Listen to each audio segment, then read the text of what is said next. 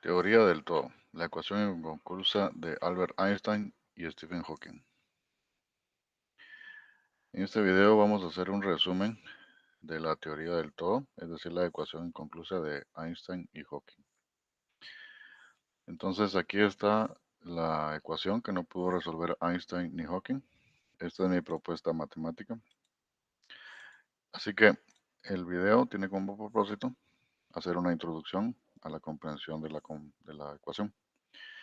Entonces, básicamente, la fuerza electronuclear es igual a la gravedad menos h menos 1, todo eso elevado al cuadrado, más la masa, menos k menos 2, todo eso elevado al cuadrado, y todo eso es igual a la fuerza electronuclear elevado al cuadrado. La segunda ecuación es que el volumen de la gravedad es igual a 4 tercios de pi multiplicado por la fuerza electronuclear elevado al cubo. La tercera ecuación es que la materia es igual a la gravedad menos un ciclo más la fuerza electronuclear menos dos ciclos. Y la última es que el volumen de la masa es igual a 2pi elevado al cuadrado, todo eso multiplicado por la gravedad y todo eso multiplicado por la fuerza electronuclear elevado al cubo. Así que esa es básicamente las cuatro ecuaciones que no pudieron concluir ni Einstein ni Hawking. Así que esta es mi propuesta matemática para que sea sometida a juicio por aquellas personas que puedan presentar alguna otra ecuación que contradiga esta. Entonces, para eso he hecho un libro de cómo he llegado a la conclusión de esta ecuación. Así que lo he dividido como en 10 clases para facilitar su comprensión. Entonces, en la primera clase, eh, digamos, se hace un análisis sobre el alcance y las limitaciones teóricas de la metodología y que se usa para las ecuaciones. Se analiza si puede ser superado Albert Einstein, se analiza cómo las ecuaciones en el pensamiento se forma, digamos, el concepto de forma y contenido. Vamos a ver las ventajas metodológicas de las ecuaciones y las desventajas metodológicas de las ecuaciones y las palabras en el pensamiento. Entonces, aquí vamos a analizar que las ecuaciones básicamente tienen ventajas y tienen desventajas a la hora de conocer el cosmos. Entonces el cosmos se divide básicamente en tres esferas: la naturaleza, la sociedad y el pensamiento.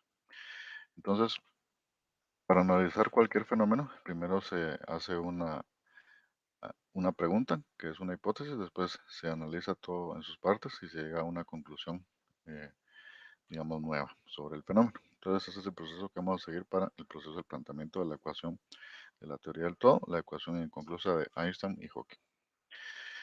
Entonces, básicamente, desde el punto de vista nosológico, pues hay que hacerse la pregunta, bueno, ¿será posible plantear esa ecuación? Y si es posible, ¿por qué no la ha podido hacer Einstein y Hawking? Bueno, yo trato de darle respuesta a esas preguntas a lo largo del libro y básicamente se resume a que eh, no pudieron hacerlo por un mal planteamiento del problema. Nada más, o sea que no le estoy restando genialidad ni créditos a lo que Einstein o Hawking hayan podido atribuir o contribuir a la física. Simplemente estoy diciendo y estoy abordando el problema desde un punto de vista del planteamiento. Entonces, aquí basamos que hay dos tipos de pensamiento: el proceso de la información de una manera lineal, que identifica detalles que son importantes, es analítico y se mueve en una orden secuencial. Usa la lógica para resolver problemas. Entonces, ese es el lado izquierdo del cerebro y eso es lo que evoluciona hacia la cognición matemática. Por el lado derecho del cerebro, tenemos que todo funciona como un proceso de información integral, ve el resultado final con claridad, es creativo, se mueve al azar desde una tarea a otra y utiliza la intuición para resolver problemas. Entonces esa forma de cognición evoluciona hacia las palabras. Entonces aquí tenemos un perfecto balance entre números y palabras. Por lo tanto, es necesario utilizar las dos cuestiones para poder plantear la ecuación de la teoría del todo. Entonces, uno se hace la pregunta, bueno, ¿esa ecuación cómo puede ser planteada? ¿Mediante filosofía o mediante ciencia? Entonces aquí vamos a ver que es mediante las dos. Entonces, como decía Galileo Galilei, eh, la filosofía de él es una evolución de la filosofía aristotélica matemática y se basa en que la realidad está afuera de la mente del ser humano, por lo tanto debe ser conocida mediante el método científico, mediante la observación, la hipótesis, planteamiento, eh, y por lo tanto hay necesidad de experimentar y concluir y recomendar. Entonces, es, digamos, el padre de la ciencia moderna y ese es el enfoque que estamos usando para hacer el planteamiento de esta ecuación.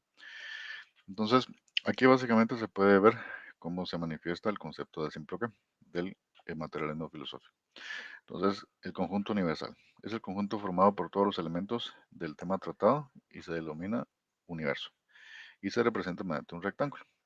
Entonces, ese universo puede ser todo el universo, es decir, todo el cosmos, y los diferentes conjuntos de ese universo pues pueden ser las diferentes galaxias y los elementos pueden ser los diferentes sistemas solares.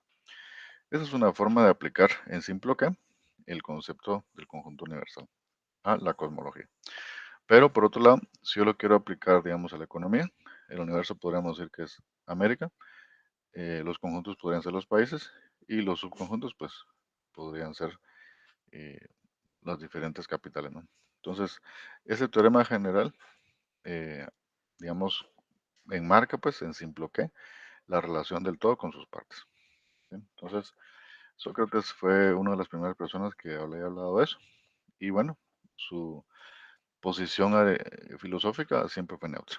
Entonces, en ese sentido, es como el origen del pensamiento atómico, de que el neutrón permanece de manera neutra y esa es la filosofía socrática.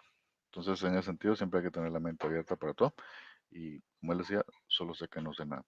Por otro lado, Platón, ¿verdad? Entonces ya es como de naturaleza positiva, digamos, o negativa, si ustedes le quieren atribuir cualquier valor numérico.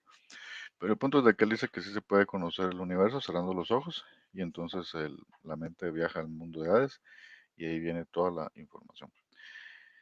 Por otro lado, contrario a esa postura, digamos, está Aristóteles que decía que hay que encender la luz, abrir los ojos, levantarse, abrir la puerta, salir, observar, ver cuáles son los patrones que se repiten, establecer una hipótesis, hacer un experimento, corroborar si el experimento funciona, concluir y recomendar. Entonces, es el pensamiento aristotélico, del cual viene Galileo. También Hipatia de Alejandría, que siguió el pensamiento aristotélico. ¿Verdad? René Descartes, que desarrolló el teorema del plano cartesiano, donde existen tres ejes, X, Y y Z. ¿Verdad? Entonces, ese pensamiento cartesiano es la base de lo que después desarrolló Isaac Newton con su teorema de la gravedad y la introducción al cálculo. Que no solo él, sino que también Leibniz hizo el mismo tipo de aporte, solo que usando otro camino. De hecho, se disputaban la autoría del cálculo, pero llegaron a las mismas conclusiones y todo eso pues basado en el teorema de Descartes. Entonces, sobre eso también Hegel escribió y bueno, él llega a la misma conclusión de la filosofía griega. Es decir, Sócrates era neutro, Platón era positivo y Aristóteles era negativo. ¿No? En ese sentido, Hegel decía, bueno, tesis, antítesis y síntesis. O sea, que el pensamiento hegeliano es como un simploqué, digamos, de las tres filosofías griegas, la socrática, la platónica y la aristotélica. ¿No? Entonces así lo estableció él como tesis, antítesis y síntesis, en un teorema que hace como un regreso a Pitágoras. ¿Verdad?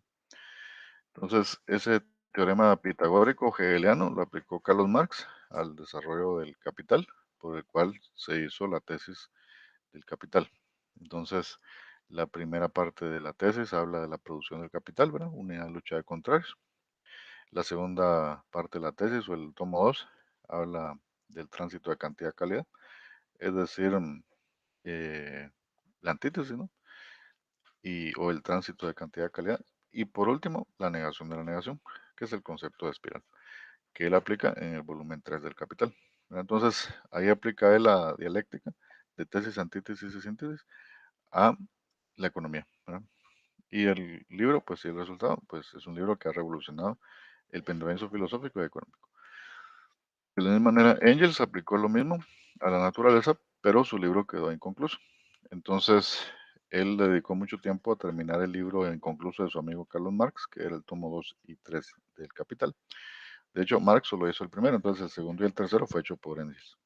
Entonces, le dedicó tanto tiempo a eso que ya no le dedicó tiempo al suyo y no pudo publicar el, libro que él escribió acerca de la tesis, antítesis y síntesis, pero aplicado a la naturaleza, el cual él le llamó dialéctica de la naturaleza. Entonces el libro después fue pues, publicado póstumamente, ya solo como un borrador y ya quedó como algo clásico. Entonces el trabajo que yo he hecho es agarrar ese pensamiento de Engels, de tesis, antítesis y síntesis, que es un pensamiento pitagórico aplicado a la naturaleza, ¿verdad? Así que ese es el marco filosófico bajo el cual se está planteando la ecuación de la teoría del todo.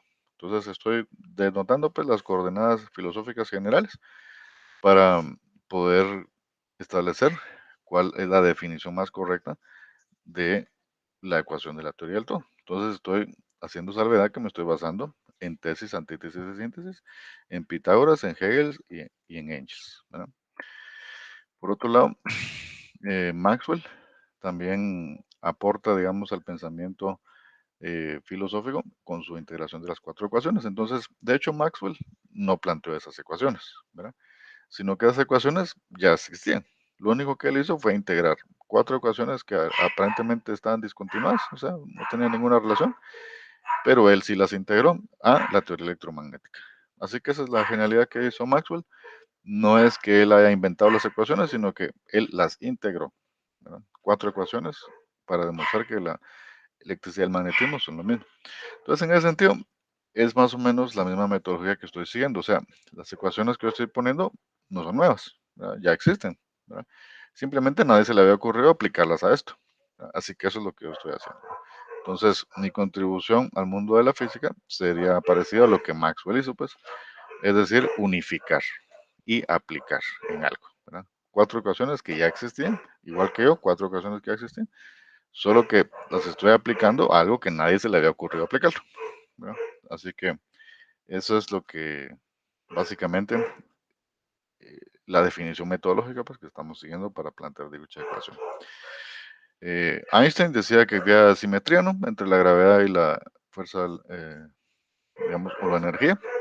Así que esa misma metodología o ese principio pues también estamos aplicando acá. Principio que él construyó sobre, sobre Einstein, ¿verdad? Entonces, Einstein construyó sobre el, toda la teoría metodológica que había hecho Maxwell. Y Maxwell construyó pues, sobre los principios de Engels. Engels lo hizo sobre los principios de Marx. Y Marx viene de la filosofía alemana, de la cual es Engels, Hegel y también Kant.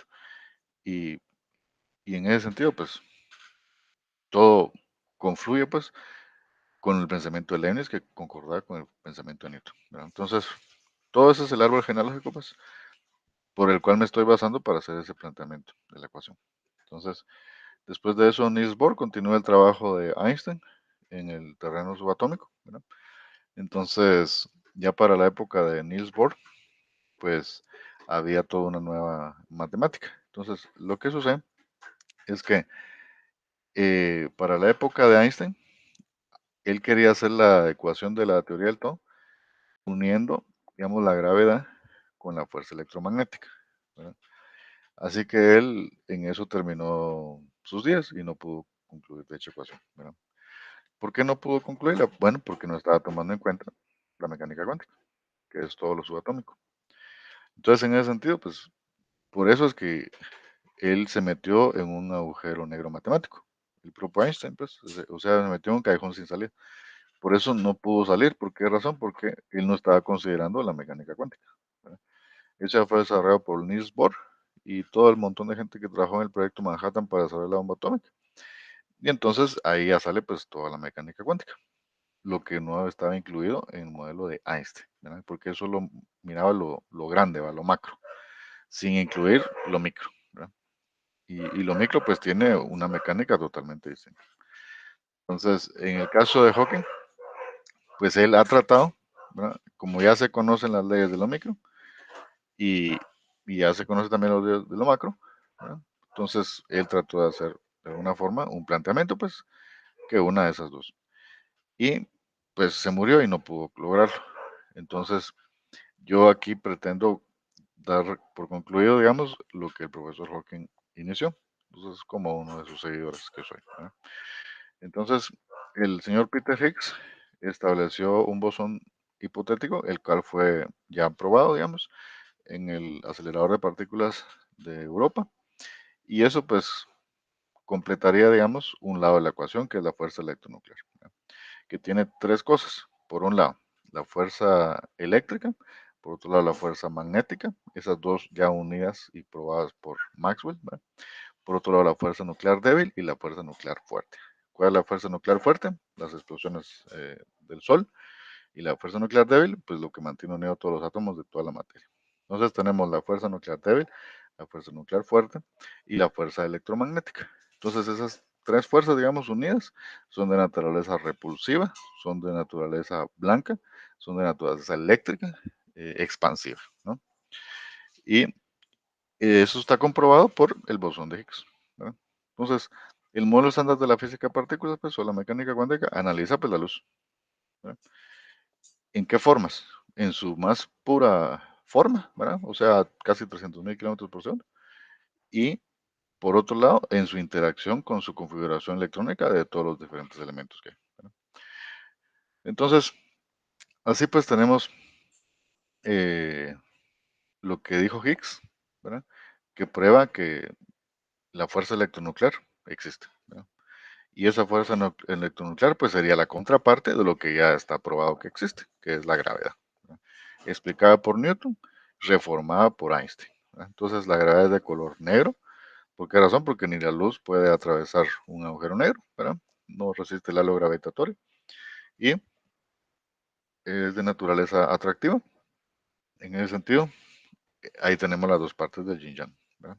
Lo blanco y lo negro, la fuerza electronuclear y la fuerza gravitatoria. Y todo eso, pues, balanceado en un Tao. Así que ya le vamos dando forma a cómo va a ir quedando la ecuación, ¿verdad? Tenemos dos cosas opuestas balanceadas, ¿no? En un tercero, ¿verdad? Entonces, los alcances y limitaciones históricas, bueno, ya que el cosmos es un concepto muy general y susceptible a interpretaciones metafísicas, es decir, oscuras, irracionales, fantásticas, sin estructura filosófica, pues es necesario definir los niveles conceptuales por medio de los cuales se abordará el estudio del cosmos. El ámbito temporal va a ser todo, en el ámbito espacial va a ser todo, y la esfera de la realidad objetiva pues va a ser la naturaleza, o sea, el cosmos.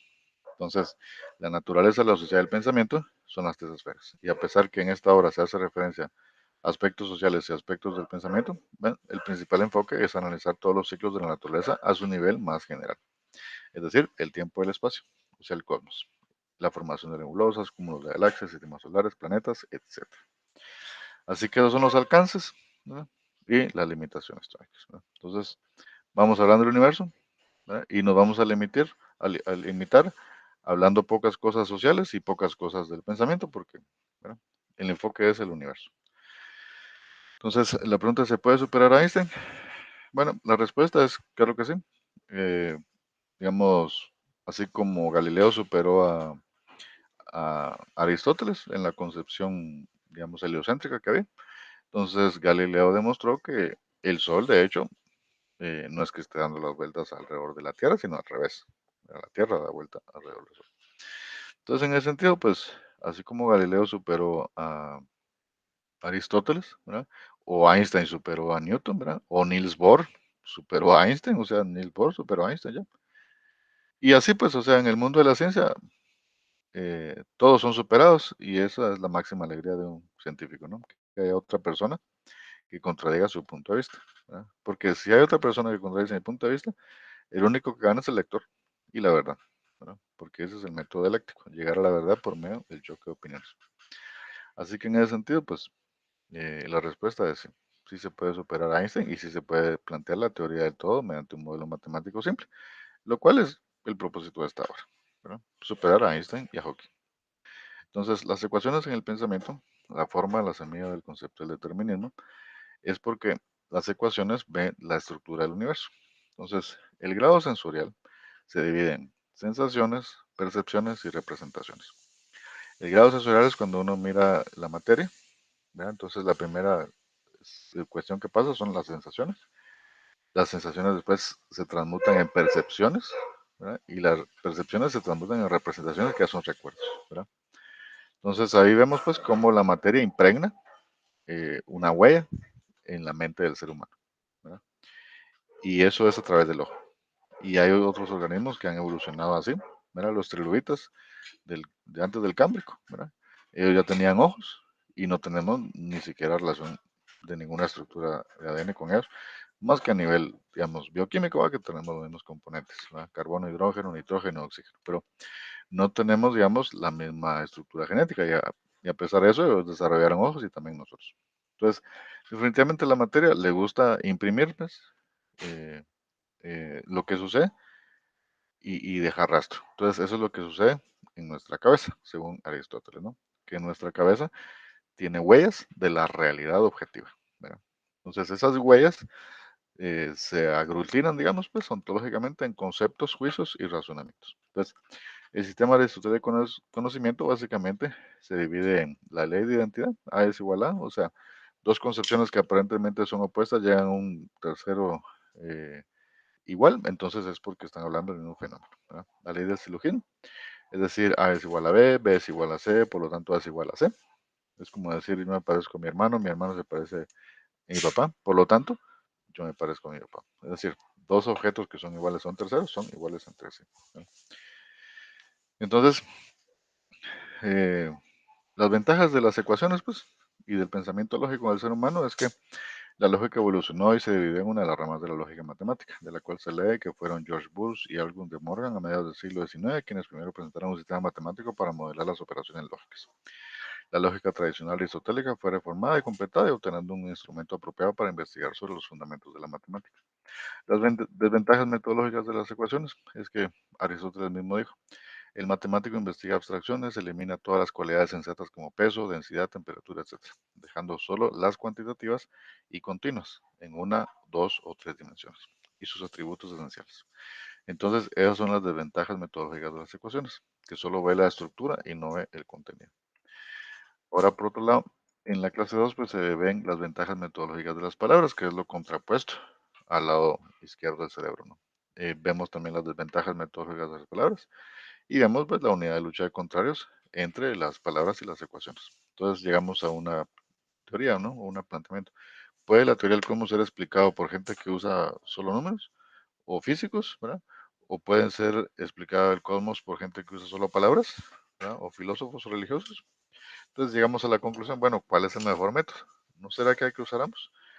Entonces, esa es la relación, ¿no? La filosofía es lo general y lo específico es la ciencia. Entonces, la ciencia es analítica y separa. La filosofía es integral y sintética. Entonces, las palabras en el pensamiento es el contenido del concepto del indeterminado. Por ejemplo, el concepto del gato de Schrödinger, que está en una caja y no se sabe si está vivo o muerto. Entonces, ese pensamiento es digamos, el modelo de Schrödinger llevado al extremo, ¿verdad? Y ahí vamos a analizar a lo largo de la obra que eso es un planteamiento incorrecto, ¿verdad? Porque según Schrödinger, el gato está vivo o muerto, depende si la persona lo ve o no, ¿verdad? Sin embargo, eh, si nos abstraemos bien de las coordenadas metodológicas de la ciencia y nos vemos al lado de Aristóteles, entonces la realidad objetiva existe independientemente de si nosotros estamos o no. Es decir, ese gato ahí va a estar, independientemente de si yo lo veo o no. O sea que ahí es un planteamiento ilógico que el gran científico Schrödinger estará haciendo, ¿verdad? ¿Por qué? Porque en Estados Unidos no, los científicos no estudiaron a Hegel, porque Hegel es un filósofo prohibido en Estados Unidos y en Inglaterra. ¿Por qué? Porque se considera pues que él es la semilla del pensamiento marxista, ¿verdad? Y es por eso que es prohibido. Pero enseñar eso, pues tesis, antítesis de síntesis, es algo que a nivel de filosofía uno, para quien ha estudiado Hegel o otro tipo de filosofía alemana o matemática, pues es bien básico determinar de que lo que está diciendo Schrödinger es completamente ilógico, ¿verdad? Entonces, en la época de él no se podía comprobar eso fácilmente, ¿verdad? Pero ahorita sí, entonces agarran su gato, lo meten en una caja y ponen ahí su teléfono, ¿verdad? Y le quitan el wifi, ¿verdad? Para que no haya ninguna conexión y no haya ningún neocantiano que pueda argumentar. No, es que lo que sucede es de que había wifi y ahí se estaban transmitiendo las ondas. Quítenle el wifi, ¿verdad? Entonces pongan el teléfono sin wifi y metan al gato. Y se van a dar cuenta de que ahí está el gato. Y entonces, eso pues era difícil de hacer en la época porque no había smartphone, ahora sí. Entonces, el video va a revelar, pues, de que la animalidad del gato continúa independientemente de si la persona está o no. Entonces, ahí vamos, pues, corrigiendo los malos planteamientos que involuntariamente se han hecho solo los científicos, ¿verdad? O sea, los científicos, su especialidad es la especialidad, ¿verdad? Y la filosofía, su especialidad es la generalidad. Entonces, a nivel filosófico, tenemos que hacer la corrección a nivel matemático, ¿verdad? Y siempre del lado aristotélico, que es la filosofía que procesa Galileo, ¿verdad? Entonces, en ese sentido, las conclusiones científicas pueden ser correctas a nivel específico en tiempo y espacio, pero pueden ser incorrectas a nivel filosófico, ¿verdad? Porque a nivel filosófico ya operan otras leyes, ¿verdad? Entonces es como la arquitectura, ¿no? El arquitecto es como un filósofo, ¿no? Que hace un plan general, ¿no? Y el ingeniero es como un científico, que hace respuestas y soluciones específicas a problemas específicos, en lugares específicos, ¿no? Y por eso las ciencias son específicas.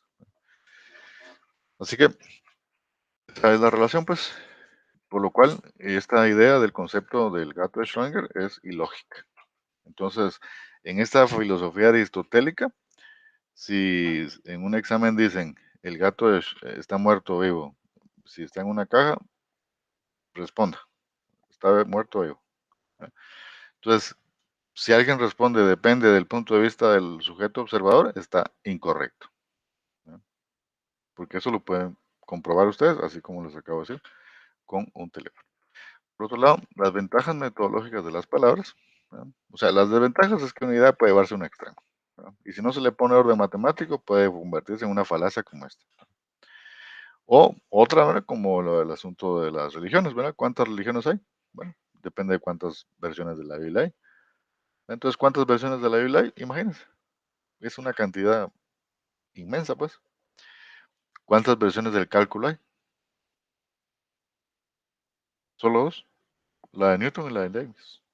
¿Por qué no hay más versiones de eso? Pues, porque es fácil hablar, ¿verdad? Pero es más difícil ordenar ese pensamiento en una estructura lógica. Y esa estructura después se puede utilizar para hacer generalizaciones matemáticas.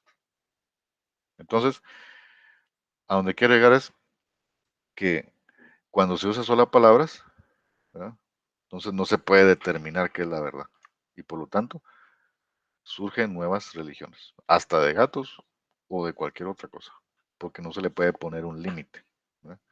El límite ya depende de la persona, ¿verdad? Y como es una infinidad de personas, pues imagínense, no tiene límite. La interpretación universal, ¿verdad? Entonces, eh, la ventaja de las palabras, ¿verdad?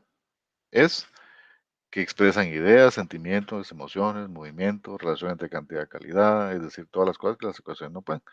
Los números son estáticos, las palabras llevan movimiento, los números son inmutables, las palabras son cambiantes de lugar en lugar, periodo histórico a otro periodo histórico. Ahora, las desventajas es lo que dijimos, ¿no?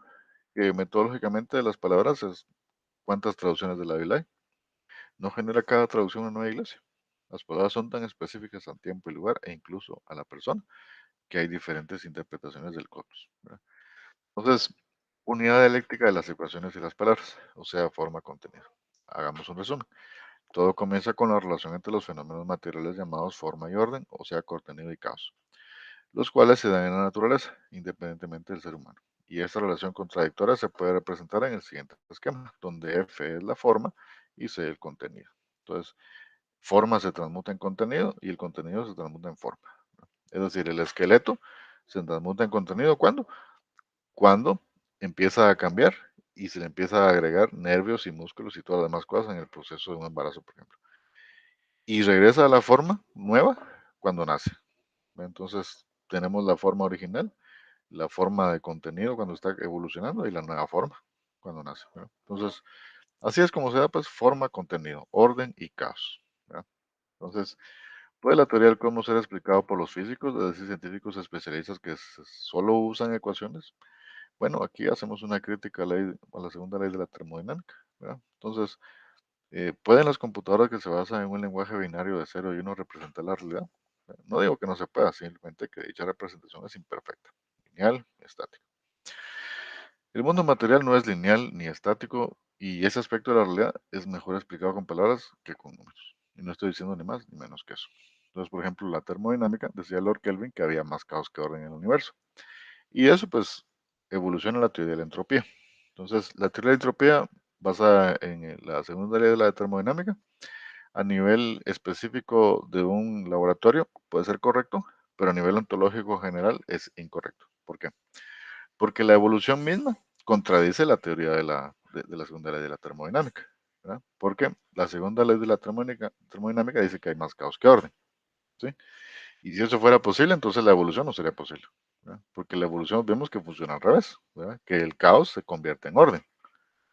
Entonces, si el orden se convierte en caos, como dice Lord Kelvin en su segunda ley de la termodinámica y la entropía, entonces el caos también se convierte en orden, como dice Darwin. Entonces aquí tenemos pues dos posiciones ontológicas generales correctas y no es que estén hablando de cosas antagónicas, sino que están hablando de lo mismo porque llegan a la misma conclusión, pero desde puntos de vista distintos o complementarios.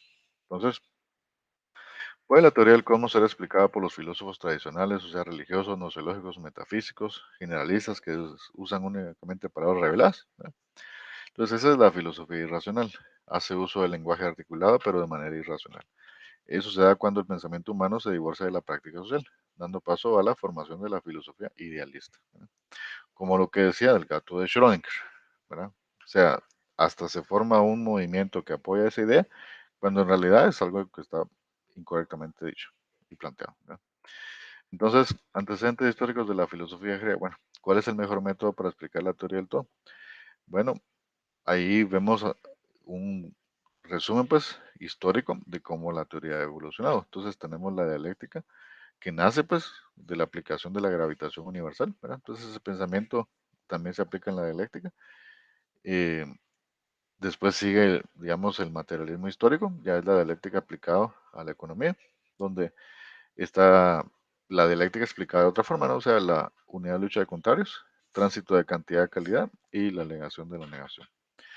Entonces, eso pues es un pensamiento que evoluciona hacia el materialismo filosófico, que es una combinación de matemáticas y palabras. Entonces, la evolución del materialismo filosófico es la filosofía de Galileo. ¿Dónde empieza? Primero en la metafísica, o sea, más allá de la física o el experimento o la observación. Después la ontología, es decir, la agrupación de fenómenos y noómenos, o la ciencia que hace los diccionarios, pues, con sus conceptos y definiciones. Pues tenemos la tres, que es la lógica formal, que se divide en las tres leyes del órgano, o sea, la ley de identidad, la ley del silogismo y la ley del falso y verdadero. Por otro lado, la lógica dialéctica, que tiene el definiendo en el defines. Entonces, eso evoluciona a la teoría de conjuntos. La teoría de conjuntos es la base de la lógica matemática, la aritmética, geometría y cálculo. Después, eso es la base de la teoría electromagnética clásica. La teoría del materialismo dialéctico, pues, que no incluye noómenos y evoluciona hacia la falacia atea, que es la falacia marxista. Es decir, el materialismo dialéctico es una filosofía atrasada porque no hace inclusión en su intelección sobre los noómenos, ¿verdad? Noómenos como extraterrestres, como Dios, como átomos, ¿verdad? Entonces esa es la diferencia entre el materialismo filosófico, o sea, el actualizado de España, ¿no?, con el materialismo dialéctico atrasado de la Unión Soviética que profesa, digamos, los países de corte izquierdista actuales, ¿verdad? Como Norcorea, como China, como Rusia o como Cuba, ¿verdad?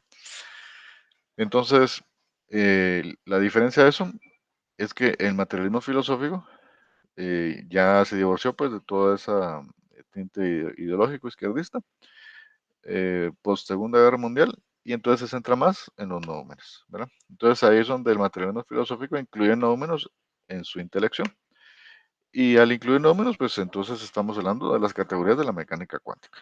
Entonces ahí es cuando ya se puede hacer un regreso categórico de la mecánica cuántica y es así como la mecánica cuántica se convierte en ciencia y se diferencia de otras ciencias, ¿verdad? Entonces, ¿cuáles son las tres grandes categorías de la mecánica cuántica? Bueno, el protón, neutrón y electrón, ¿verdad? Ahí están las tres grandes categorías. Y todo eso es noúmeno, ¿no? O sea, con el materialismo dialéctico marxista jamás puede haberse investigado en la mecánica cuántica, porque ellos lo que no se ve no existe, ¿verdad? En cambio acá, si no se ve, pero la gente habla de eso, existe. Lo único que hay que hacer es tipificarlo y aplicarle estadística, ¿verdad? ¿Cuánta gente ha visto fantasmas? Bueno, vemos un número de casos, ¿verdad? Y vamos a sacar una conclusión de que tal vez la mayoría es falso, pero hay una minoría que no puede ser descartada, no solo así, ¿verdad? Así que esa es la diferencia, pues el materialismo filosófico es más objetivo que el materialismo dialéctico, ¿verdad? Porque aquí sí se incluyen los noúmenes como la mecánica cuántica. Ese es el tipo de lenguaje, pues, que se ve en Discovery Channel, History Channel, National Geographic Channel. Entonces, vamos a la tercera parte, antecedentes históricos de la teoría unificadora del cosmos. O sea, cómo se hace el regreso categórico. Entonces empezamos con la gravitación universal, donde la fuerza es igual a la gravedad, ¿verdad? Y ahí pues tenemos cómo se plantea, donde F es el módulo de la fuerza García entre ambos cuerpos y su dirección se encuentra en el eje que une ambos cuerpos. Y G es la constante de la gravitación universal. Entonces, eso evoluciona después al pensamiento de la dialéctica y el materialismo dialéctico, donde tenemos la tesis, antítesis y síntesis, o expresado como unidad de lucha de contrarios, tránsito de cantidad-calidad y negación de la negación. Entonces, la diferencia entre el materialismo dialéctico de Marx y el de Gustavo Bueno es que acá sí se incluyen los números, ¿verdad? Entonces, la fuerza electronuclear, que sería la fuerza, la clase 4, son los antecedentes históricos de la filosofía alemana, que básicamente se refiere al electromagnetismo, la relatividad especial general, la mecánica cuántica y el modelo estándar de la física de partículas. Entonces, el primero que empieza a hablar de esto es Kant, con su crítica a la razón pura, ¿verdad? De alguna forma, llevando el nomen pues, a la práctica o a la objetividad, de la cual hacía referencia a Hegel, agrupando pues todos los fenómenos del universo ontológico universal en tres grandes categorías, es decir, lo positivo, lo negativo y lo neutro, expresado en el yin, el yang y el tao, ¿verdad? Hay otras personas que han llegado a las mismas conclusiones. Lo único que hizo acá Marx es eh, plantearlo de otra forma, ¿no? O sea, unidad, lucha de contrarios, tránsito de cantidad a calidad y la negación de la negación. Lo mismo hizo Engels, con lo mismo, las mismas leyes, pero aplicados a la naturaleza. Ahí tenemos a Maxwell con sus cuatro ecuaciones que ya dije, no las planteó él, sino que la primera es la ley de Gauss, la segunda es la ley de Faraday, la tercera es el flujo del campo magnético y la ley de Ampere. Entonces, lo único que hizo él fue aplicar estas leyes generales a la teoría electromagnética, ¿verdad? Entonces, eso es básicamente el aporte de él. Entonces, parecido es el aporte que yo hago, porque no estoy proponiendo ecuaciones nuevas, sino que ecuaciones que ya existían. Simplemente los estoy integrando de una forma que a nadie se le había ocurrido y aplicándolos de una forma que a nadie se le había ocurrido, ¿verdad? Es decir, es la forma que estoy abordando para poder concluir la ecuación que no pudo concluir Einstein ni Hawking. Entonces ahí tenemos el electromagnetismo y bueno, de eso, construido sobre eso, pues tenemos la teoría de la relatividad especial, ¿verdad? De Einstein, la relatividad especial y general, ¿verdad? Es decir, Einstein reformó la gravedad y la energía, digamos, y su forma de verlas. Y en ese sentido, pues corrobora pues la objetividad del planteamiento newtoniano de Leibniz, ¿verdad? Y también por otro lado, sienta las bases para el nacimiento de la mecánica cuántica, ¿verdad? Entonces, ahí es donde empieza a hacerse el regreso categórico pues, de la mecánica cuántica. Entonces, ese es el proceso de la intención pues, de este libro, poder hacer un regreso categórico de la mecánica cuántica, ¿verdad? Para poder hacer ese planteamiento de la teoría inconclusa de Einstein y Hawking. Entonces, tenemos el modelo estándar de la física de partículas como está ahorita, que tenemos la fuerza electronuclear que se divide en la fuerza de color y en la fuerza electrodébil. La fuerza de color es la fuerza fuerte, o sea, las explosiones del Sol, ¿no? Y la fuerza electrodébil es la fuerza débil, o sea, la fuerza que mantiene los átomos unidos, y la fuerza electromagnética, que se divide en la eléctrica y la fuerza magnética. Así que esa es eh, el regreso categórico pues, del modelo estándar de la física de partículas, y por lo tanto ya solo le agregamos la gravedad, y ese sería pues el límite que le estamos poniendo a las categorías que se van a analizar en la teoría del todo. Entonces, ¿cuáles son las dos grandes categorías de la teoría del todo? Pues la mecánica cuántica, por un lado, ¿va? Evolucionada al modelo estándar de la física de partículas, ¿va? Para explicar todo lo blanco y repulsivo. Y por otro lado, todo lo negro y atractivo, explicado por la teoría de la gravedad. Entonces son los dos grandes contrarios, ¿verdad? Balanceados por una cosa tercera, que básicamente lo trata de explicar la filosofía norteamericana con la teoría del caos, los fractales y la razón dorada. Eh, Después, el bosón de Higgs también trata de explicar precisamente ese balance pues, que existe en el modelo estándar de la física de partículas, balancea la luz, ¿va? Y ese balance supuestamente ayuda al balance gravitatorio. Entonces tenemos dos fuerzas antagónicas balanceadas todas por la partícula de Dios, ¿verdad? Y si no todo, pues por lo menos la parte repulsiva o blanca o de la fuerza electronuclear. Y por otro lado, pues tenemos la teoría de cuerdas. Entonces la teoría del caos y fractales y razón dorada explica el proceso del tránsito de cantidad a calidad, ¿verdad? Como lo vemos en esta gráfica de acá. Cómo la cantidad se transmuta en calidad o cómo la calidad se transmuta en cantidad, ¿verdad? Como por ejemplo los antílopes que van cruzando el Serengeti, se agrupan, existe una contradicción y se empieza a multiplicar la contradicción hasta que llega un salto cualitativo, ¿verdad? La cantidad se transmuta en calidad. Uno de los antílopes niega su propia animalidad, se da la vuelta y se tira y los demás cocodrilos se lo empiezan a comer. Entonces, es el ejemplo que él pone, es seguido por otros individuos y así pues empiezan a cruzar todos los demás individuos, ¿verdad? Entonces ahí hubo una negación, pues, porque están negando la seguridad de la tierra por el agua y aquí están negando la inseguridad del agua por la tierra, a costa de la vida de algunos cuantos. Así que es un proceso difícil pues para ellos poder cruzar el Serengeti, pero ahí se explica pues cómo se da la teoría del caos, que plantea que el mundo no sigue estrictamente el modelo de reloj predecible y determinado, sino que tiene aspectos caóticos. Y es la denominación popular de la rama de las matemáticas y la física, que trata cierto tipo de comportamientos impredecibles de los sistemas dinámicos. Entonces aquí hay un ejemplo de cómo el caos se transmuta en orden, según los modelos matemáticos del ingeniero Mendelbrot. Y todo esto está regido bajo el número phi. Así que es básicamente la teoría de Mendelbrot, la cual constituye pues la base de la teoría computacional. Pues, sobre esa misma línea de pensamiento de que el caos tiene que tener un orden, pues ahí sale Peter Higgs con el planteamiento del bosón Higgs, y entonces ahí tenemos balanceada la teoría de cuerdas para tener, digamos, una explicación de cómo el caos y el orden, o cómo lo negro y lo blanco, o cómo lo de arriba y lo de abajo, o cómo lo gravitatorio y lo de la fuerza electronuclear se pueden eh, balancear en una tercera cuestión, ¿verdad? En un tercer ente. Entonces, esa es la teoría M, pues, la construcción sobre la teoría de cuerdas, ¿verdad? Y bueno, ahí pues ya llegamos a un límite físico, pues, y ahí tenemos que empezar nuevamente con la metafísica. Entonces ahí han surgido otras propuestas. No soy la única persona que ha tratado de formular esa ecuación inconclusa de Einstein, ¿verdad? Han habido otros modelos y también muy buenos, por ejemplo este de la teoría del todo excepcionalmente simple de Garrett Dice o la teoría M, ¿verdad? Del físico Witten. Entonces, eh, el punto es de que hay un fin aquí en cuanto a lo teórico y empezamos ya a, a divorciarnos pues del marco metodológico, ¿no? ¿Verdad? O el marco histórico.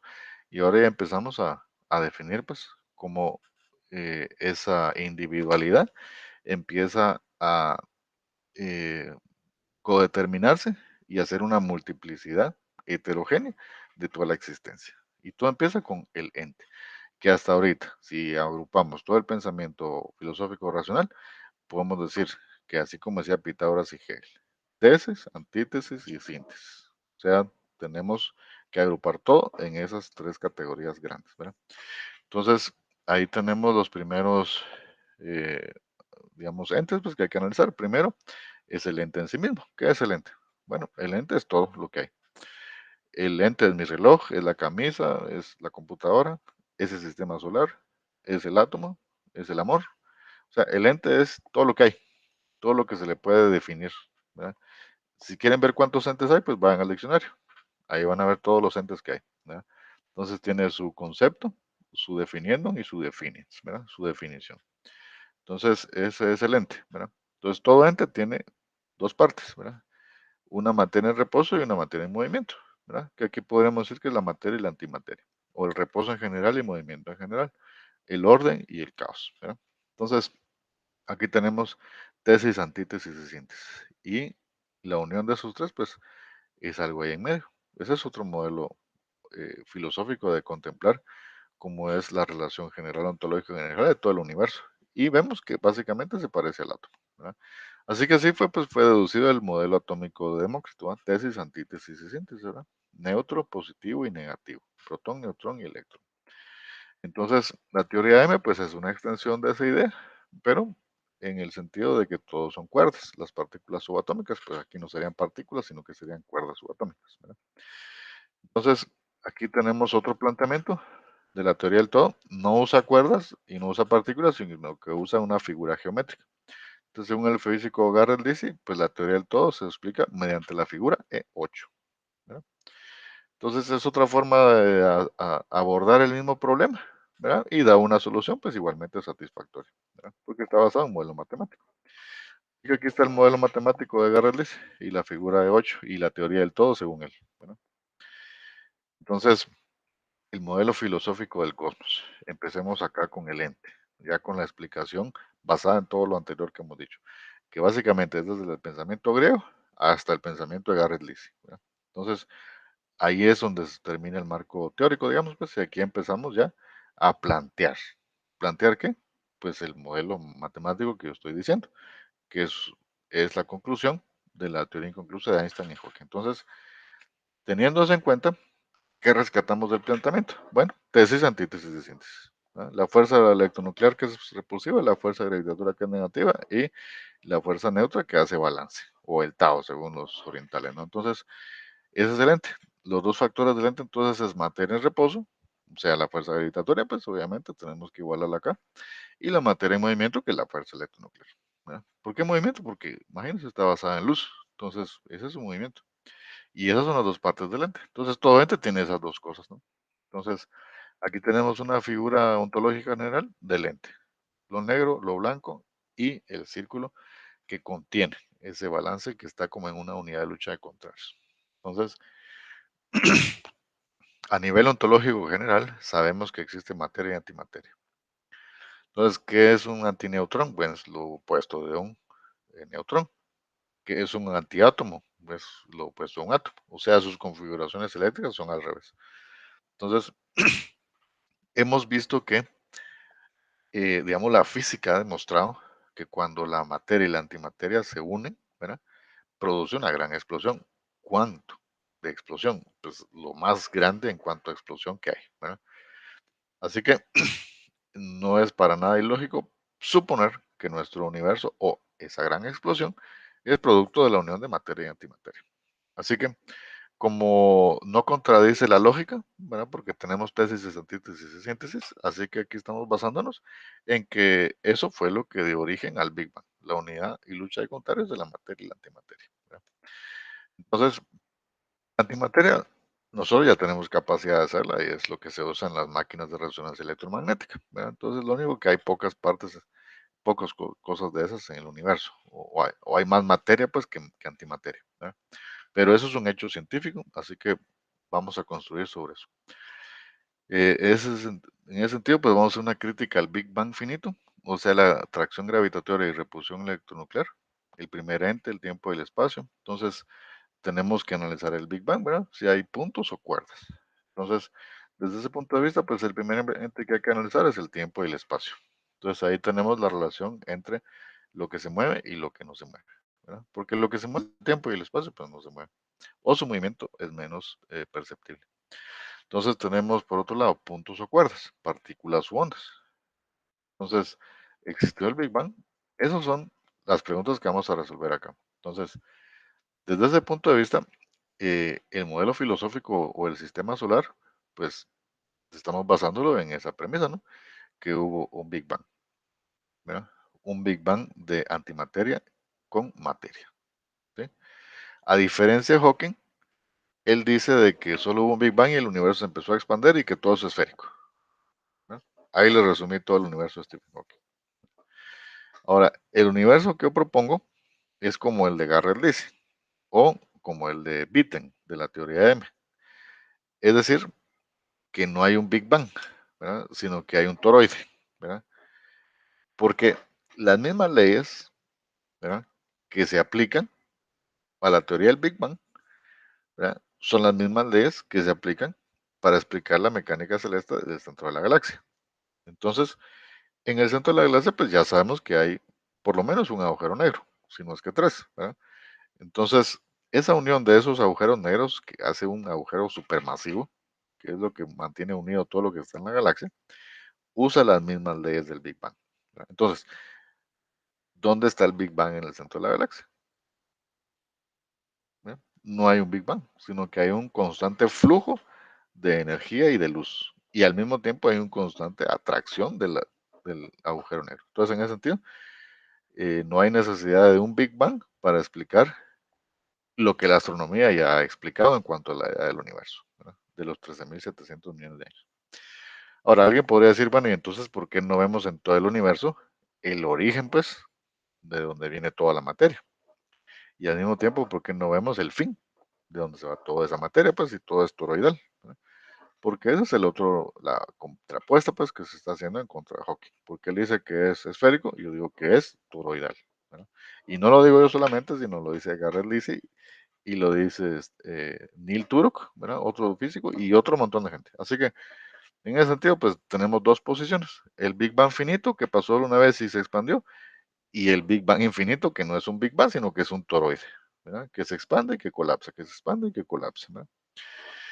Entonces, si no se ve esa expansión y colapso en nuestro tiempo real, pues es porque el tiempo a nivel de escala de todo el universo es mucho más amplio, ¿verdad? Mucho más grande. Entonces, pero el punto es de que esa unión pues entre la materia y la antimateria es lo que hace la explosión de todas las células, por ejemplo, pues que en 9 meses se convierta en un ser humano. Entonces imagínense, si las partículas subatómicas o los átomos de ese ser humano que nace, ¿verdad? Cuando tiene a 14 años, ¿verdad? Así como la del universo, ¿verdad? Que tiene 14 mil millones de años, más o menos, ¿no?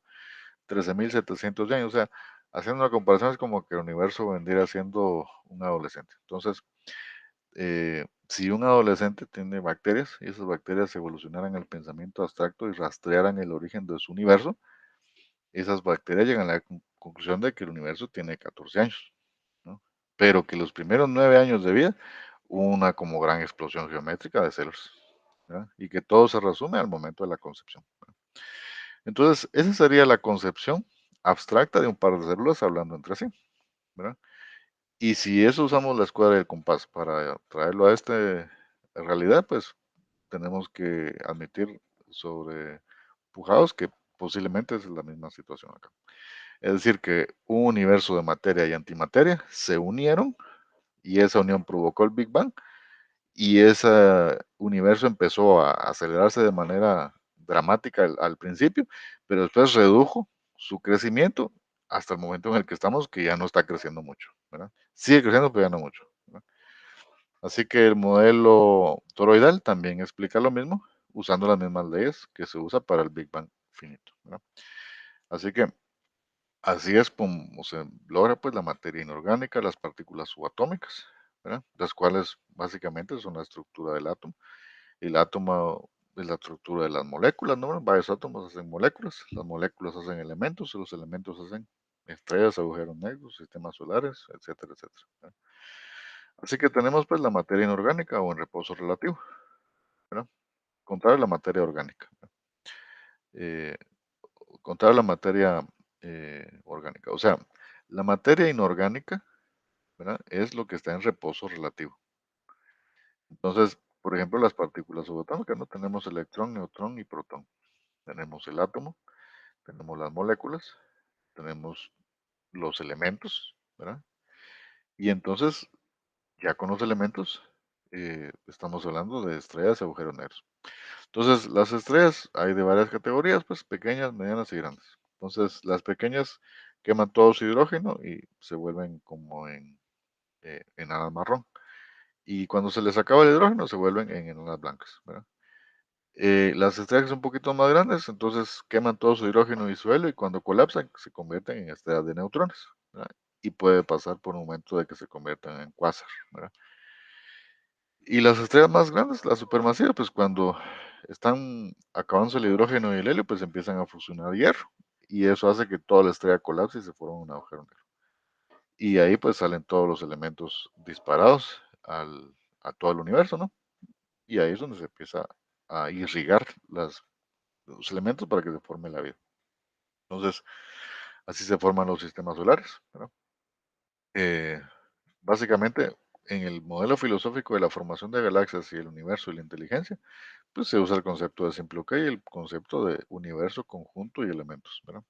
Eh, entonces, tenemos las galaxias, ¿verdad? Supercúmulos de galaxias, ¿verdad? Que son, digamos, las galaxias son elementos y los supercúmulos son como conjuntos, ¿verdad? Y todo metido en el mismo universo.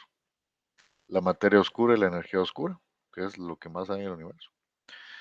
Eh, Universos paralelos, pues, desde el punto de vista filosófico que lo abordamos aquí, pues por supuesto que sí. No tiene ninguna parte ilógica pensar que hay, porque de hecho nuestro universo, si se originó por un choque de materia y antimateria, es porque hay otros universos, donde quizás haya más antimateria que materia, ¿verdad?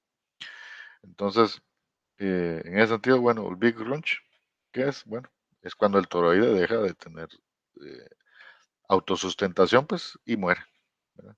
Entonces el universo también le va a pasar lo mismo, pues, va a morir como el universo de mi cuerpo, ¿verdad? Porque el universo mío también es un universo subatómico, ¿verdad? Toroidal, ¿verdad? Que topológicamente es igual que un toroide. Entonces, así es, pues, que hay diferentes universos. Entonces, la materia orgánica, que viene de la inorgánica, ¿no? Y la materia orgánica, pues, evoluciona a la sensación. Entonces, tenemos la formación de las galaxias, de los supercúmulos de las galaxias, la energía oscura y la materia oscura, bueno, en los universos paralelos, que ya vimos que sí hay, ¿verdad? O es al menos un concepto lógicamente filosófico.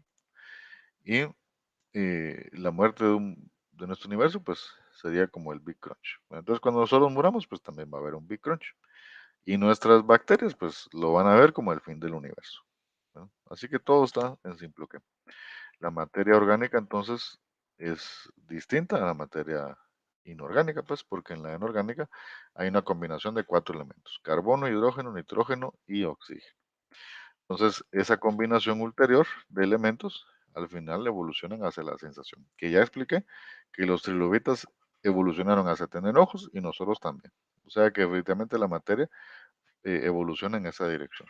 Entonces, y esa evolución, pues evoluciona hacia el pensamiento abstracto o una inteligencia que domina un universo, ¿verdad? Lo cual es llamado por la religión como Dios, ¿verdad? Entonces, eh, ¿quién es el Dios de mi universo? Yo, ¿verdad? ¿Quién es el Dios del universo del cuerpo de mi gato? Pues el cerebro de ese gato, ¿verdad?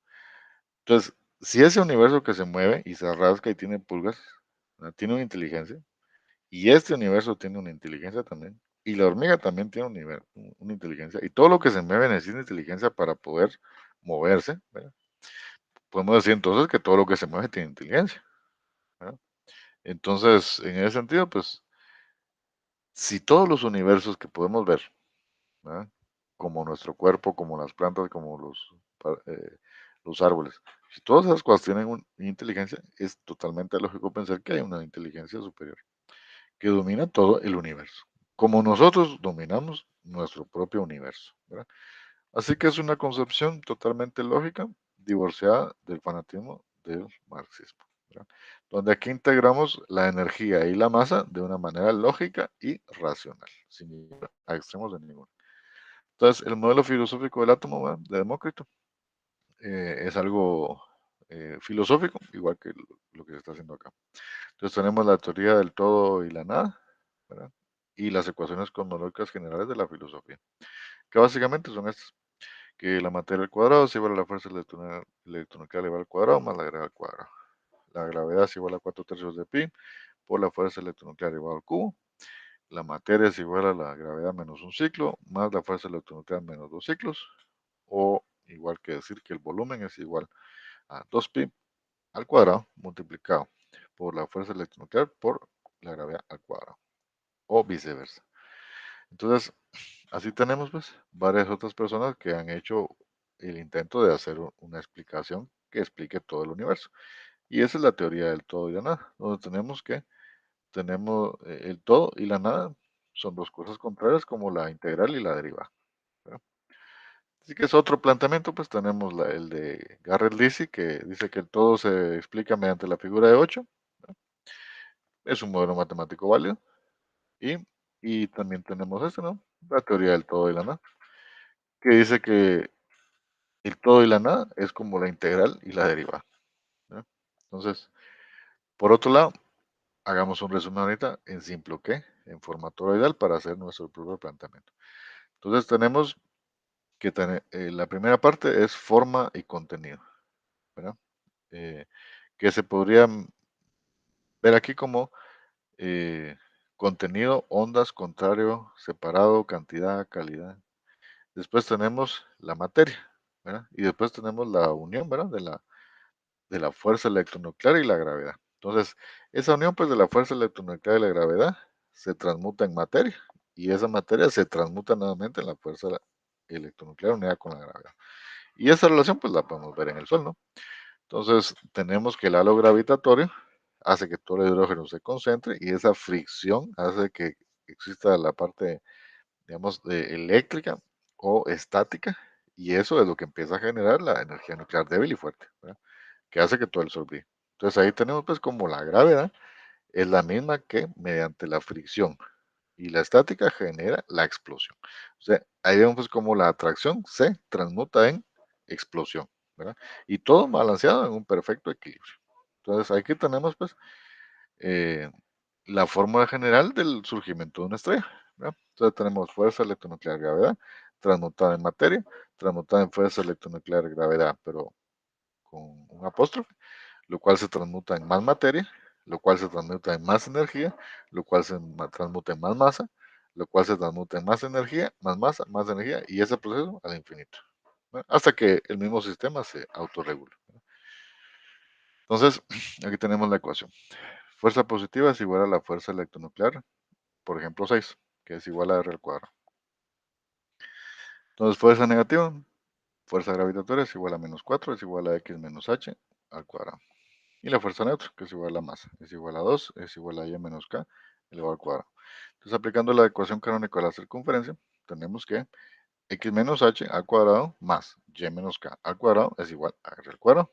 Entonces, donde H es igual a un punto cualquiera y K es igual a un punto cualquiera. Entonces, tenemos que la gravedad menos H al cuadrado más la masa menos K al cuadrado es igual a la fuerza electronuclear elevado al cuadrado.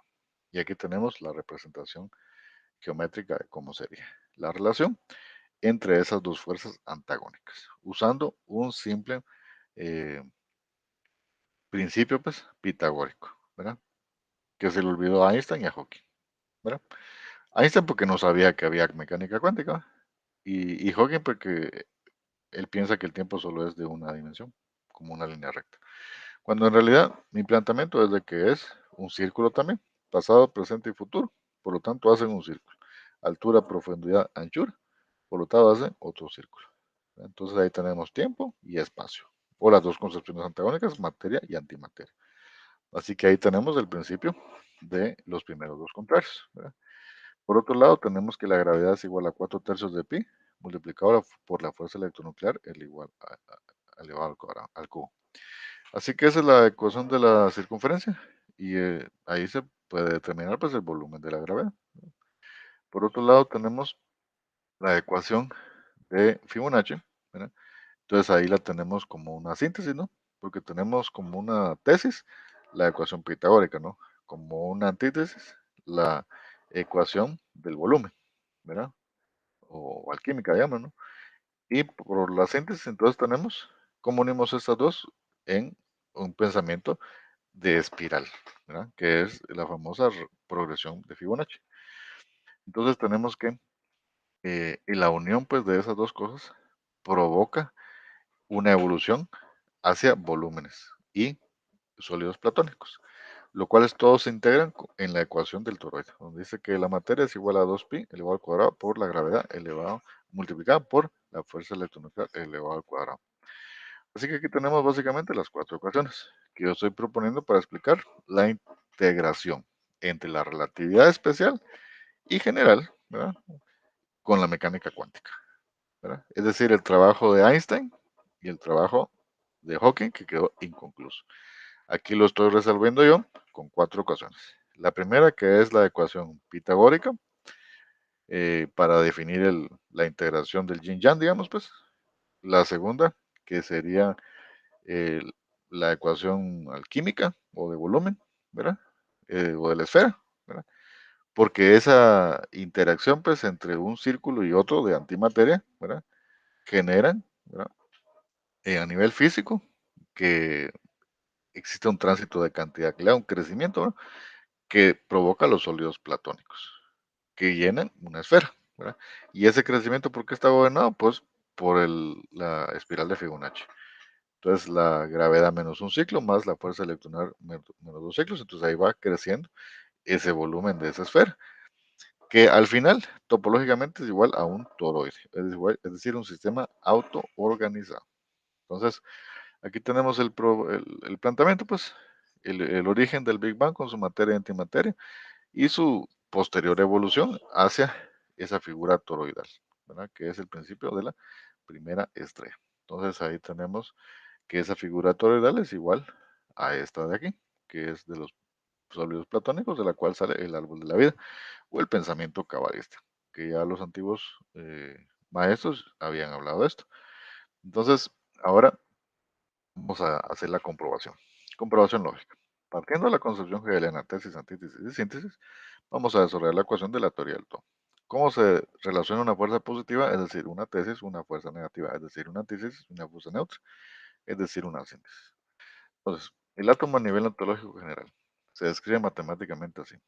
Partiendo de la concepción general, tesis, antítesis y síntesis, vamos a desarrollar la ecuación de la teoría del todo. ¿Cómo se relaciona una fuerza positiva, es decir, una tesis? ¿Cómo se relaciona una negativa, es decir, una antítesis? Y una fuerza neutra, es decir, una síntesis. Entonces, a nivel atómico, la fuerza positiva pues, es el protón, la fuerza negativa el electrón y la fuerza neutra el neutrón. ¿Verdad? A nivel social, la fuerza positiva es el activo, la fuerza negativa es el pasivo y la fuerza neutra es el capital. Y a nivel cosmológico o cósmico sería la fuerza positiva es la fuerza electronuclear, ¿verdad? O blanca, gobernada por la luz, y la fuerza negativa o gravitatoria, gobernada por la atracción y por el color negro. ¿Verdad? Y la fuerza neutra, que es la masa. ¿Verdad? Entonces, así es como se resume pues el planteamiento.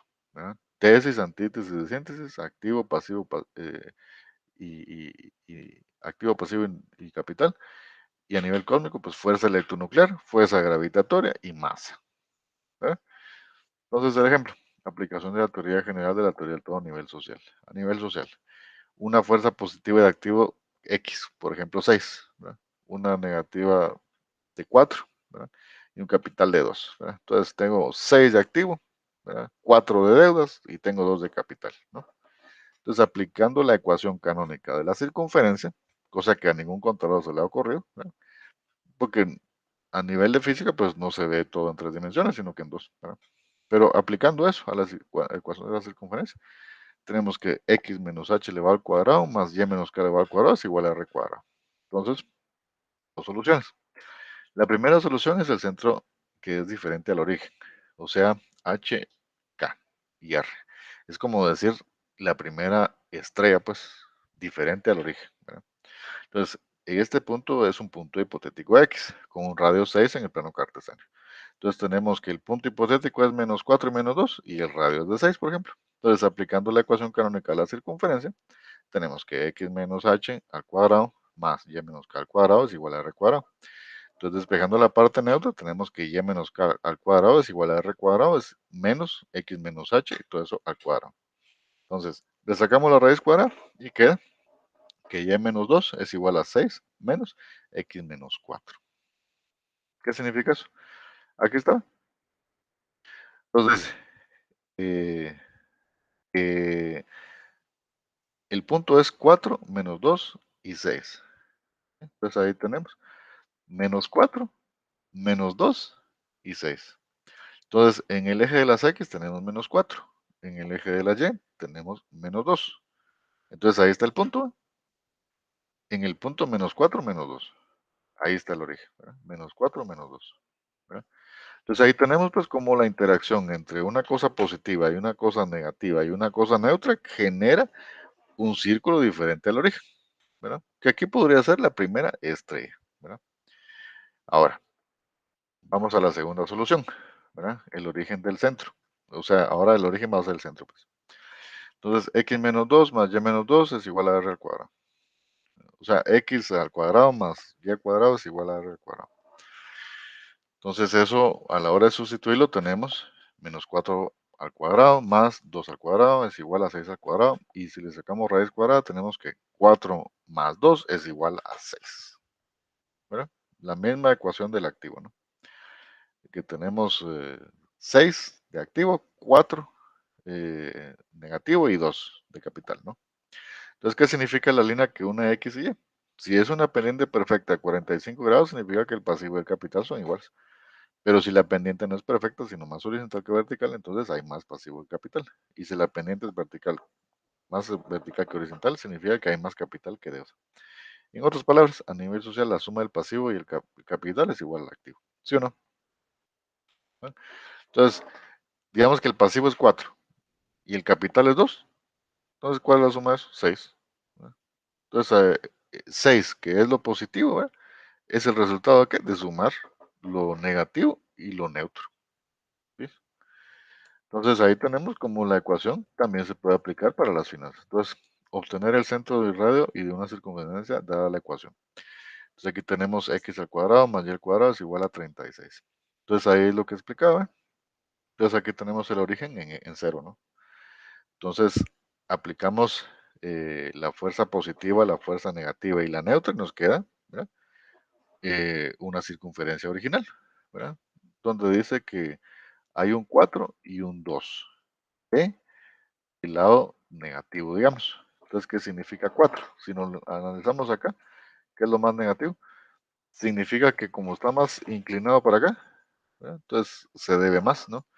Y si estuviera menos inclinado y más sesgado hacia la Y, pues sería más propio, ¿no? Pero independientemente de sus, ¿verdad? Variaciones, ¿verdad? O de sus funciones, que puede ser pegado a 2 o puede ser pegado a 4, la circunferencia es igual, ¿verdad? Y aquí equivale a 36, ¿verdad? Que sería, sacando la raíz cuadrada, pues a 6, ¿no? Entonces, tenemos que la circunferencia, independientemente de los valores positivos y negativos, siempre va a ser la misma, ¿verdad? Bueno, entonces aquí tenemos pues cómo se integran las dos cosas, ¿no? Las dos ecuaciones. Una para explicar el origen, digamos, ¿verdad? De una estrella y la otra para explicar el origen de la singularidad, ¿verdad? Original. Entonces tenemos el Big Bang original y la primera estrella. Aquí perfectamente explicado con el teorema de Pitágoras, ¿verdad? Entonces a nivel cosmológico, la suma de la fuerza del halo gravitatorio por la deformación espacio-temporal elevado al cuadrado más la suma de la masa elevada al cuadrado es igual a la fuerza electronuclear o modelo estándar de la física de partículas elevado al cuadrado. A nivel atómico, la suma de la fuerza negativa y los electrones elevado al cuadrado más la suma de la energía neutra elevada al cuadrado es igual a la suma de la energía de los protones o energía positiva elevada al cuadrado. Y a nivel social, la suma del pasivo elevado al cuadrado más el capital elevado al cuadrado es igual al activo elevado al cuadrado. Y esta ecuación demuestra en dos dimensiones cómo se unifica la tesis, la antítesis y la síntesis. Entonces aquí tenemos círculo, ¿verdad? Donde tenemos las tres, ¿verdad? La materia, la fuerza electronuclear y la fuerza electromagnética. Entonces, si yo tengo, pues ya dijimos, ¿no? Que hay materia y antimateria. Entonces, al unir estas dos, ¿verdad? Se forma la figura que se llama la vésica Piscis, que a nivel ontológico general, es decir, geométrico, es el origen que se forma por unidad y lucha de contrarios, materia, antimateria, hombre, mujer, etcétera, etcétera. Entonces, esa suma, pues, esa suma de materia y antimateria está regida por el número phi, que es lo que rige la espiral de Fibonacci, ¿verdad? Y ahí vemos, pues, como de una dimensión, digamos, aritmética y empieza a formarse una geométrica, miren, con la misma progresión. Entonces, aquí es donde se empiezan a formar los sólidos platónicos, hasta formar la figura geométrica de la fórmula de la vida. ¿Y, y, y qué pruebo yo para demostrar que tengo razón? Pues que esa es la figura geométrica que se observa en la evolución celular, ¿verdad? Entonces, ahí está comprobado que el planteamiento matemático es correcto, porque explica la evolución celular como está aquí en la fotografía, ¿verdad? Entonces, ahí sale el cubo de Metatron, ¿verdad? Que es la integración de los platónicos, de los sólidos platónicos, ¿verdad? Y si se dan cuenta, es la evolución de la suma aritmética y geométrica en el círculo y después en la espiral de Fibonacci para formar todos los volúmenes que forman una esfera, ¿verdad? Pero como es un sistema autocontenido, entonces es de manera toroidal, ¿verdad? Cuyo volumen es parecido al de una esfera, pero cuya forma no lo es. Pues aquí es donde diferenciamos con cuanto a Stephen Hawking, porque él dice que el universo es así, ¿eh? Y yo digo que es así, es toroidal, ¿sí? Entonces, esa evolución toroidal la tenemos acá explicada ya en derivadas y derivadas y derivadas, depende de la cantidad cuantitativa que se esté formando. Entonces es el cubo de Metatron, el árbol de la vida y el toroide, ¿verdad? Entonces aquí tenemos pues el primer orbital, tenemos un segundo orbital, imagínense. Entonces aquí tenemos un átomo cuyo electrón tiene un orbital ahí pequeño, ¿verdad? Ahí tenemos un segundo orbital, allá tenemos, ¿verdad? Más orbitales. Y si se dan cuenta, todas esas nubes eléctricas negativas, digamos, están siguiendo los patrones de los sólidos platónicos. Aquí tenemos otro orbital. Si se dan cuenta, aquí se va formando, ¿eh? O sea, aquí tenemos el eje de las X, el eje de las Y, y esos orbitales de los átomos siguen esas figuras geométricas de los platones, de sólidos platónicos. Entonces aquí vamos viendo cómo va creciendo, depende la configuración eléctrica de cada átomo, ¿verdad? Entonces aquí tenemos un ejemplo. Si tenemos el hidrógeno, pues ahí está su configuración eléctrica, ¿va? El berilio, pues es una configuración eléctrica distinta, porque si miramos la- el hidrógeno y el berilio, ¿verdad? Vemos que ahí que tienen configuraciones eléctricas diferentes, con dos spin. Aquí tenemos el flúor, aquí tenemos, entonces, como el litio y el berilio, por ejemplo, son átomos, pero que tienen configuraciones diferentes. O sea, los electrones se comportan de manera distinta porque son diferentes cantidades, ¿verdad? Entonces, así tenemos pues diferentes átomos que van evolucionando. Así que la teoría electromagnética clásica, ¿verdad? Es la que ve toda esta evolución, ¿verdad? Y la ecuación que acabo de proponer también se aplica acá. O sea, que no solo a las finanzas, sino que también a la teoría electromagnética clásica, la cual estudia la descripción de las leyes que rigen los fenómenos eléctricos y magnéticos. El electromagnetismo es una teoría de campos. Ejemplo, la carga del imán que perturban el espacio a su alrededor.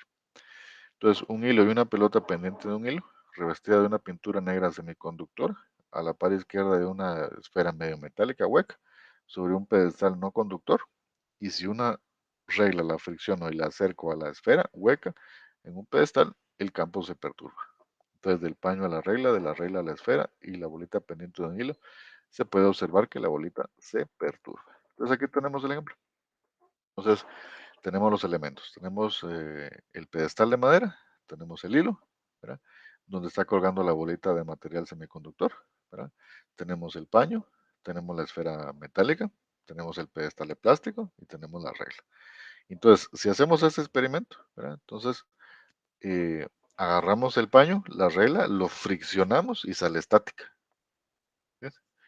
Si esa regla con estática la acercan a esa esfera metálica hueca en un pedestal eh, que no es conductor, van a ver que esa estática hace que la bolita que está ahí empiece a vibrar, ¿verdad? Porque está hecho un material semiconductor.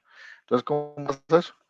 Imagínense, hacemos así con el paño, esa estática la acerco a esa esfera y la bolita se mueve. Entonces, cualquiera podría pasar que es magia. Y no es magia, sino que es perfectamente las leyes de la mecánica cuántica explicando cómo la fuerza electromagnética se está transfiriendo de una cosa a la otra, ¿verdad? Entonces, aquí tenemos las diferentes configuraciones electrónicas de toda la tabla periódica de elementos y el modelo atómico clásico, que también está explicado con estas mismas ecuaciones. Así que estas ecuaciones que planteo no solo explican, digamos, cosas financieras, sino también cosas atómicas. Entonces ahí tenemos cómo el modelo explica una cosa, y si lo explica es porque está bien planteado, ¿verdad? Entonces el átomo, según Demócrito, tenemos que es una fracción más pequeña posible que sea usada, es sólida y son distintos materiales, ¿verdad? Entonces es un modelo filosófico. Ahí tenemos el modelo de Dalton, que sigue con el pensamiento de partículas, Y bueno, tenemos el modelo de Thomson, que se basa en la idea del átomo como una esfera de electricidad positiva, de densidad de carga uniforme, donde estaban incrustados los electrones. Y esta descripción del átomo no era muy satisfactoria porque no servía para predecir o explicar las propiedades químicas del átomo, y solo explicaba la naturaleza eléctrica. Entonces surge el modelo atómico de Schrödinger, que es el modelo actual, en el año 1926. Entonces, Joseph Alexander, apoyándose en los principios de Louis Broglie, o sea, la mecánica ondulatoria de Werner Heisenberg, estableció una ecuación matemática que al ser resuelta permite obtener una función de onda, la cual presenta la probabilidad de encontrar el electrón en una región delimitada del espacio. Entonces, el modelo de Schrödinger, el electrón es una onda, ya no tiene trayectoria. Si puede medir la posición del electrón en un tiempo t, no se a dónde va, tampoco su velocidad. Y si puede medir su velocidad, no se sabe dónde está. No puede medir su posición, es decir, se pierden esas características clásicas. Es decir, que la mecánica cuántica es probabilística con una función de onda, que más o menos se puede ver aquí, ¿verdad? Las diferentes funciones de onda. Entonces, esas diferentes funciones de ondas son los que dan función, cuadran pues con el modelo de los sólidos platónicos, ¿verdad? Pues la función de onda se parece a la segunda ley de Newton. Ahí vemos que todo está integrado. Entonces ahí están los niveles cuánticos, ¿verdad? Niveles de energía, subniveles orbitales, electrones máximos en el nivel de 2 n al cuadrado. Entonces los rayos catódicos son desviados por un campo magnético y el rayo está compuesto por partículas cargadas electrónicamente a las cuales llamó electrones porque son desviadas por un magneto, ¿verdad? Entonces, Thomson decidió medir la relación entre la carga de esa partícula electrón respecto a su masa. Es igual a 1.75, etcétera, por 10 elevado a la 11. Sin embargo, en 1909, el experimento de Millikan tenía como objeto medir la carga del electrón, que es igual a 1.60, etcétera, etcétera, por 10 elevado a la menos 19 coulombs, encontrándose así la masa de, que es igual a 9.10 tarara, por 10 elevado a la menos 31. Entonces, tenemos el modelo de Rutherford, que era la primera estructura del átomo. Rutherford estudiaba la radioactividad, los rayos alfa, el núcleo del átomo de helio, dos protones y dos neutrones, que tienen carga positiva y segunda carga fundamental.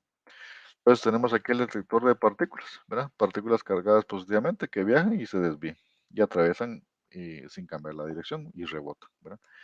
Entonces, de unas 20.000 partículas alfa, solo una rebota de forma diferente y las cargas de igual signo se repelen. Entonces, llegó a la conclusión que la carga positiva no estaba distribuida según el modelo de Thomson, sino que la masa estaba en un espacio muy pequeño del átomo.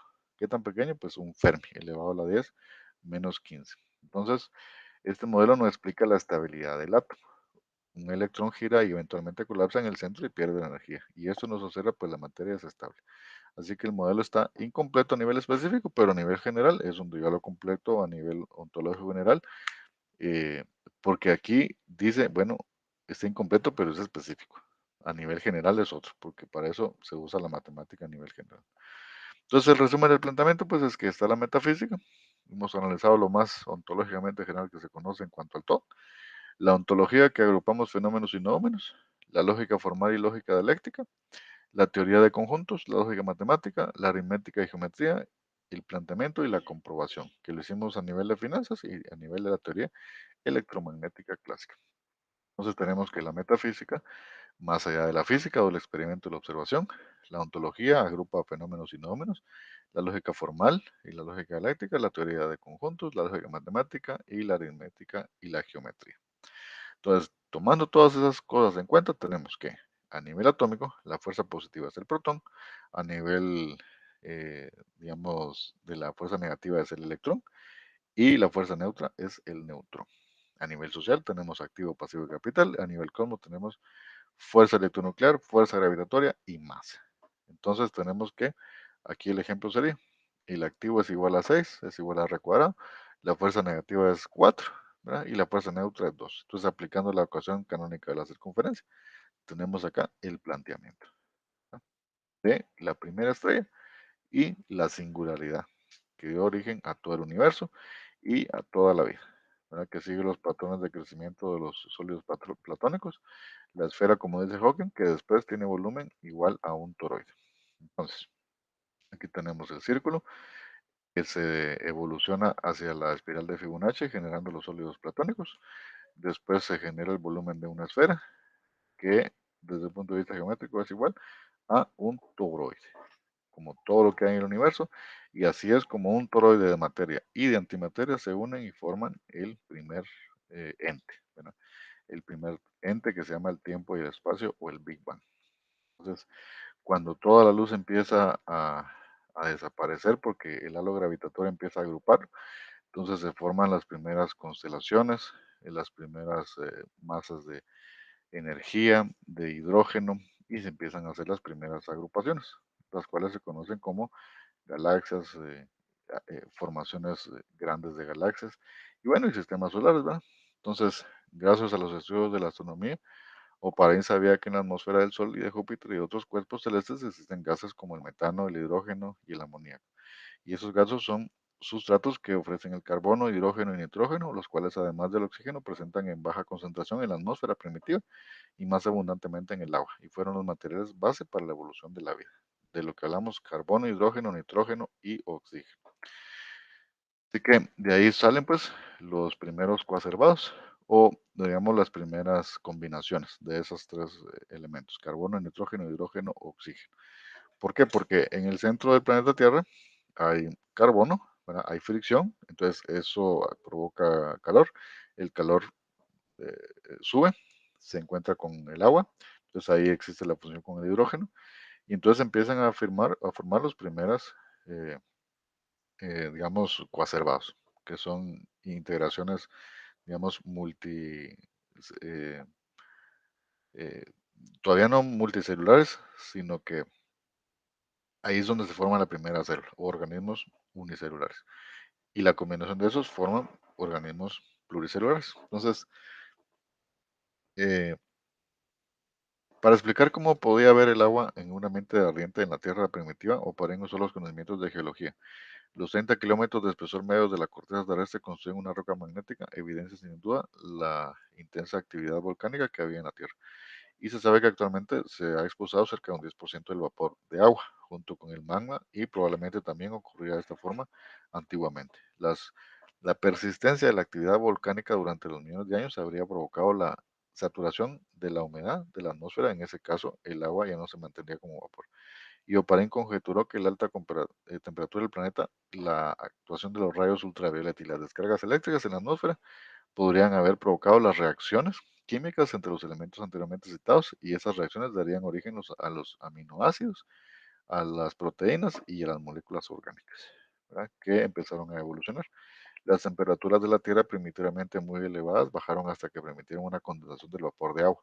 Y en este proceso también fueron arrastradas muchos tipos de moléculas como varios ácidos orgánicos, materia en movimiento relativo e inorgánicos, o sea, materia en reposo relativo. Sin embargo, las temperaturas existentes en esta época eran todavía lo suficientemente elevadas como para que el agua líquida continuase, digamos, evaporándose y licuándose continuamente. Oparin concluyó que los aminoácidos que eran depositados por las lluvias no regresaban a la atmósfera con el vapor de agua, sino con la permanencia sobre las rocas calientes. Y supuso también que las moléculas de aminoácidos con el estímulo del calor se podían cambiar mediante enlaces peptídicos y así surgirían moléculas mayores de sustancias albuminoides. Entonces, la insistencia de las lluvias durante millones de años acabó llevando a la creación de los primeros océanos de la Tierra, y hacia ellos fueron arrastradas con la lluvia las proteínas y aminoácidos que permanecían sobre las rocas durante un tiempo incalculable. Las proteínas se acumulaban en océanos primordiales de aguas templadas del planeta y las moléculas se combinaban y se rompían nuevamente y volvían a combinarse en una nueva disposición. De esa manera, las proteínas se multiplicaban cuantitativa y cualitativamente. Disueltas en agua, las proteínas formaron coloides y la interacción de los coloides llevó a la aparición de los coacervados. Un coacervado es un agregado de moléculas mantenidas y unidas por fuerzas electrostáticas y esas moléculas son sintetizadas abióticamente. Oparin llamó coacervados a las protobiones. Y un protobionte es un glóbulo estable que es un propenso, digamos, a una autosíntesis y se agita una suspensión de proteínas, polisacáridos y ácidos nucleicos. Y muchas macromoléculas quedaron incluidas en los coacervados. Entonces, de los coacervados, pues cuando ya había moléculas nucleoproteínicas, cuya actividad de la manifestación de caracteres hereditarios es bastante conocida en los coacervados, pasaron a envolverlas y aparecieron las microscópicas gotas de coacervados envolviendo nucleoproteínas. y en aquel momento faltaba solo que las moléculas de las proteínas y los líquidos se organizasen en la periferia de cada eh, gotícula, formando la membrana lipoproteica y estaban formando entonces las formas de vida más rudimentarias. Ácido Parín abrió un camino donde los químicos orgánicos podrían formar sistemas microscópicos y localizados posiblemente, precursores de las células. Así que en esa línea ordenada de procesos biológicos van avanzando cada vez más. La importancia y la competencia de la velocidad de crecimiento va sobre la que actúa la selección natural, determinando la forma de organización material que es característica de la vida actual. La importancia de la teoría de Oparin es que completa el asesinato, digamos, de la teoría de la generación espontánea. Nótese que la teoría de la generación espontánea es curiosamente parecida a la teoría del Big Bang. Ambas teorías presentan a las entidades cosmológicas o biológicas como que si apareciesen de la nada, como si por un acto de magia los entes cosmológicos o biológicos se presentaron de una sola vez. Si la ciencia ha derrumbado la teoría de la generación espontánea, ¿por qué los físicos actuales se esfuerzan por revivirla en sus conclusiones del Big Bang? Es decir, ¿no es esto querer regresar a las conclusiones pseudocientíficas que ya superaron? Aquí se acaba de demostrar de que nada se crea de la nada, sino que todo evoluciona de lo simple a lo complejo. Entonces, hemos revisado a lo largo del camino que siguió el desarrollo de la materia que condujo a la aparición de la vida en la Tierra y al comienzo vimos que el carbono se dispersó en átomos sueltos por la atmósfera incandescente de las estrellas. Después lo encontramos formando parte de los hidrocarburos que se formaron sobre la superficie de la Tierra y más adelante esos hidrocarburos dieron derivados oxigenados y nitrogenados y se transformaron en las sustancias orgánicas más simples, en las aguas del océano primitivo y esas sustancias constituyeron, digamos, los primeros cuerpos complejos los cuales por la acción pues del, de la caza y la persecución, algunos huyen del océano hacia la tierra y se van formando los primeros anfibios, de los cuales surgen los primeros reptiles y los reptiles surgen, digamos, construidos sobre ese cuerpo eléctrico que es el sistema nervioso, el cerebro de los mamíferos, ¿verdad? Que primeramente surgieron organismos celulares, después organismos pluricelulares que exploran nuestro planeta.